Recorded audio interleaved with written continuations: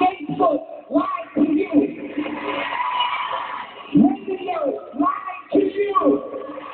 Radio fucked you. Isn't it quite funny? We heard these stories from these people coming to these YouTube platforms to get a bigger audience, to spread information about R. Kelly.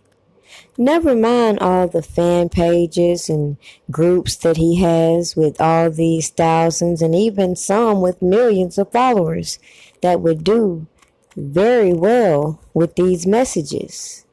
But for some strange reason, there's a heavy reliance on smaller bloggers and even those that have been used to perpetuate these false narratives against R. Kelly. But nonetheless, it's very comical how a lot of these people will come to a person like me who, obviously, if people haven't realized by now that YouTube is for commentary, for people to give their perception on any given event. Therefore, if any person is under the presumption or the misinterpretation that this channel is a voice that is speaking directly for R. Kelly, let me be the one to correct you and letting you know. I have always maintained I am not a fan. I am simply a person who saw corruption and spoke out. No one will dictate what comes from my channel. With all that being said, there's no reason for anyone to come over here and put any disclaimers in my comments, as you will be blocked for that very reason. It hasn't been a problem for me to say whatever I wanted to say. That is my perception, as long as it didn't step on any toes. But the minute people start feeling uncomfortable and can't answer the real questions and get on here and entertain more bullshit than solid information, then you have these people looking at me trying to discredit what I am seeing and telling you all. Many people have said what I am saying is conspiracy. It may be true. But what they fail to realize is all of my conspiracies have well-documented records that would lead me to my notions.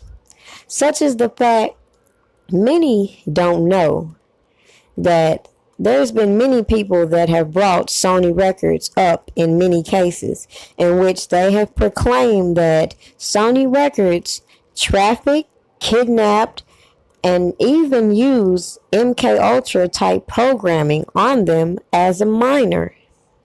So when I read official documents about things like this, when I know the history of the CIA and the FBI, is it far-fetched to believe when I hear these exaggerated stories coming about R. Kelly that all these people weren't intentionally set in? But their stories does not mean what they're saying is true. Now, with that being said, this is just another video to plant reasonable doubt. And the fact that if, as people have came and openly said, R. Kelly has not been in control of his money throughout his whole career, so the notion that he's this mob boss is ridiculous. But the facts that so many fingers have been pointing toward these record labels that many people have still yet to address is what's perplexing to me when these fans and fanatics want to come and voice their opinions on my channel. Now, I've already went over many times how we came to know a lot of these faces today. And many of these people we know through association. Many of these people come with these exaggerated stories of their relationships with R. Kelly. And to me, I feel like a lot of the things that we've seen has been distraction. We keep hearing about this history of abuse from R. Kelly.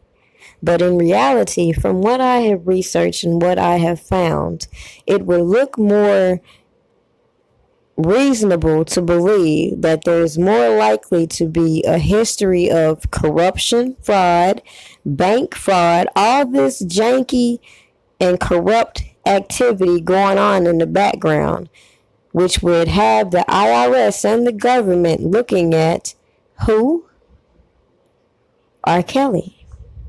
So when you have people pressuring Sony to back away from R. Kelly, the company that has been allegedly settling these deals with these alleged people, you take them away from the equation and you have a person who's been pretty much left broke. And then what money he does have coming in and circulating is being seized. It doesn't take a genius to see that a lot of the things that we have seen play out are the things that the prosecutors are using to deny this man his bond. Meanwhile, people are still entertaining shenanigans. Now, who you choose to believe and what facts you choose to look up for yourself is on you. But I challenge you. When these people speak on these settlements and lawsuits, go look them up. Go challenge all the information they give you.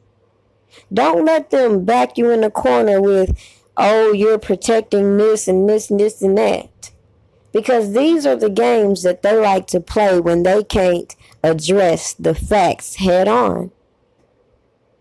Is it just a coincidence that December 2018, prior to surviving R. Kelly, a whole lot of people were involved in this proceeding in which this woman alleges that she was an underage participant involved with this record label. She includes a whole list of people in which she says are puppets and crash dummies and robots. And whose name is on this list? None other than R. Kelly. Strange coincidence, some will say. But again, I come to find that if you do a little research, back away from all these stories that these people say are so true, and just look at this whole picture, and I'm pretty sure you will see, as I have said from the beginning, this is bigger than those girls. Those girls were used as a cover, in my opinion, to extort or embezzle, however you want to look at it. I've shown you images that would show you there's a possibility that people were copying his signatures. I've shown you that there has been a lot of janky and corrupt activities going on behind the scenes as these people get on public platforms and lie to you. It doesn't take a genius to see that some people may just need to sit back and wait for the trial, because I'm pretty much going to stand on everything I've said, past and present. Lord, please forgive me how I'm living. I was born to drive a whip.